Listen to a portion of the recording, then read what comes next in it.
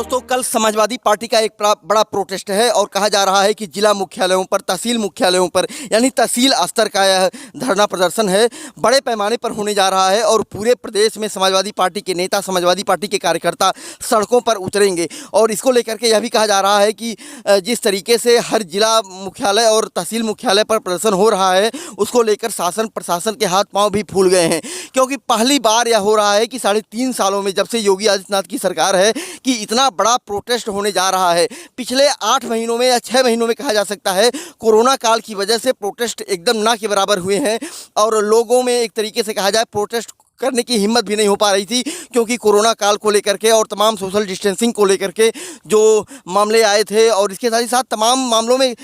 तमाम केस भी दर्ज किए गए थे नेताओं के ऊपर कि सोशल डिस्टेंसिंग नहीं पालन कर रहे हैं और इसके साथ ही साथ लोगों में डर भी पैदा हुआ था। लेकिन अब समाजवादी पार्टी ने कल यानी 21 सितंबर को एक बड़ा प्रोटेस्ट रखा है और इसको लेकर के कहा जा रहा है कि सरकार को घेरने की कोशिश में समाजवादी पार्टी जुट गई है। और इस प्रोटेस्ट की एक बड़ी बात यह है कि जिस तरीके से लोकसभा हाउस चल रहा है इस समय, दिल्ली में सदन चल रहा है और सदन को लेकर के भी अगर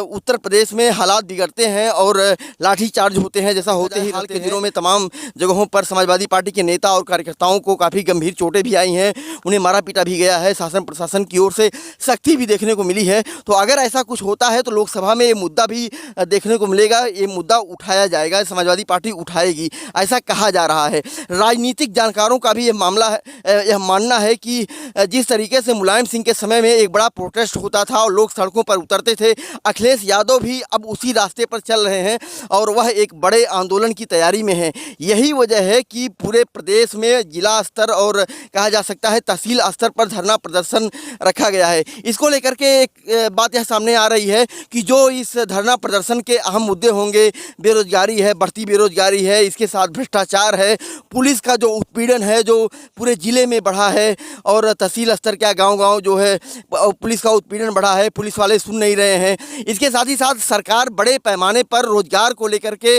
और कहा जा सकता है नौकरियों को लेकर के फेल हुई है। इन सब मुद्दों को लेकर के समाजवादी पार्टी सरकार को घेरने की कोशिश करेगी। इसके साथ ही साथ एक बड़ा मुद्दा यह भी है कि जो आयोग की भर्तियों में भ्रष्टाचार हुआ है और वहाँ पर मेरिट और कहा जा सकता है कट ऑफ को लेकर के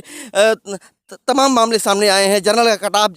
64 गया है और ओबीसी का कट ऑफ 81, 82, 87 गया है, एससी का भी कट ऑफ 81 गया है। तो इन सब मामलों को लेकर के जो आरटीआई से खुलासे हो रहे हैं वह अपने आप में काफ़ी चौंकाने वाले हैं और सरकार कहीं न कहीं से विपक्ष के सामने घिरती नज़र आ रही है। और हाल के दिनों में जो पिछले 1 महीने में प्रोटेस्ट हुए हैं वो भी सरकार के लिए एक बड़ी मुसीबत पैदा कर रहे हैं, क्योंकि प्रधानमंत्री का जन्मदिन था, उस दिन भी राष्ट्रीय बेरोजगार दिवस पूरे प्रदेश में बड़े पैमाने पर मनाया गया और कहा जा सकता है युवा नौजवान बेरोजगार सड़कों पर उतरा और कैंडल भी जला करके कैंडल मार्च भी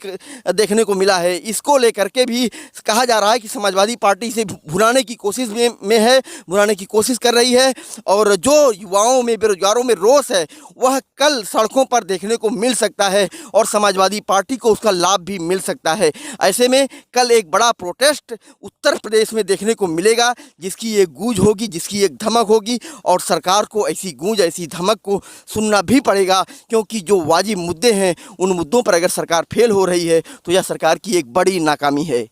फर्क इंडिया के लिए अखिलेश कृष्ण मोहन।